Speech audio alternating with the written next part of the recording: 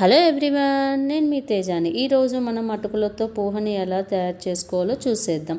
First ఇక్కడ నేను ఒక బౌల్లో 1.5 గ్లాస్ అటుకులను తీసుకుంటున్నాను. ఇక్కడ నేను మీడియం పాటి మందం అటుకులను తీసుకుంటున్నాను. మీరు కనుక ఇక్కడ బాగా మందం పాటి అటుకులను తీసుకుంటే ఇప్పుడే వాటర్ని యాడ్ చేసి పక్కన పెట్టుకోవాలి. కానీ నేను మీడియం పాటి తీసుకున్నా కాబట్టి వీటిని వాటర్ యాడ్ చేయకుండా ఒక పక్కన పెట్టేసుకున్నాను.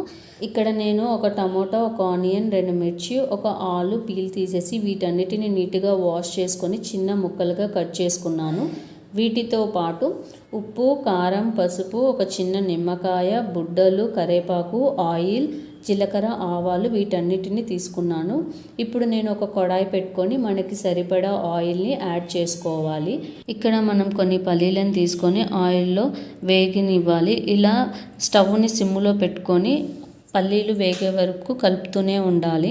ఎందుకంటే పల్లీలు మాడిపోతే టేస్ట్ ఉండవు కదా, అందుకు.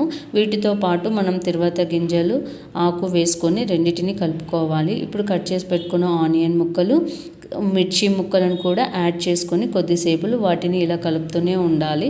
ఆనియన్స్ అనేవి బ్రౌన్ కలర్ వచ్చే వరకు కలుపుకోవాలి. ఇవి కలిపిన తర్వాత కొద్దిగా పసుపు, మనకి సరిపడా ఉప్పును కూడా యాడ్ చేసుకోవాలి. వీటన్నిటిని యాడ్ చేసుకొని కొద్దిసేపు మనం ఆయిల్లో వీటన్నిటిని కలుపుతూనే ఉండాలి. మనం స్టవ్ అనేది సిమ్లో పెట్టుకొని ఇవి మాడిపోకుండా మనము కలుపుతూనే ఉండాలి. ఇలా కొద్దిసేపు కలిపిన తర్వాత మనం కట్ చేసి పెట్టుకున్న ఆలు ముక్కలను కూడా యాడ్ చేసుకొని వీటిని మనం ఆయిల్లో కొద్దిసేపు వేగనివ్వాలి. ఇలా వేగిన తర్వాత కొద్దిగా సరిపడా కారం కూడా యాడ్ చేసుకోవాలి. ఇందాక మిర్చి యాడ్ చేసాం కదండి, ఇప్పుడు కారపొడిని కొద్దిగా తీసుకోవాలి. కావాలనుకుంటే మిర్చినే తీసుకోవచ్చు, కారపొడి యూస్ చేయకపోయినా. ఇప్పుడు మనం పక్కన పెట్టుకున్న అటుకులలో వాటర్ని యాడ్ చేసుకొని ఒకసారి వాష్ చేసుకొని మళ్ళీ యాడ్ చేసుకొని ఒక 5 నిమిషాల పాటు మనము పక్కన పెట్టుకోవాలి. ఇప్పుడు ఇందులో టమోటా ముక్కలను కూడా యాడ్ చేసుకొని మనము టమోటా ముక్కలు కూడా మగ్గే వరకు కొద్దిసేపు కలుపుకోవాలి. ఇలా కలిపిన తర్వాత హాఫ్ నిమ్మకాయ రసాన్ని కూడా యాడ్ చేసుకోవాలి. వీటన్నిటిని ఆయిల్లో బాగా రోస్ట్ చేసుకోవాలి.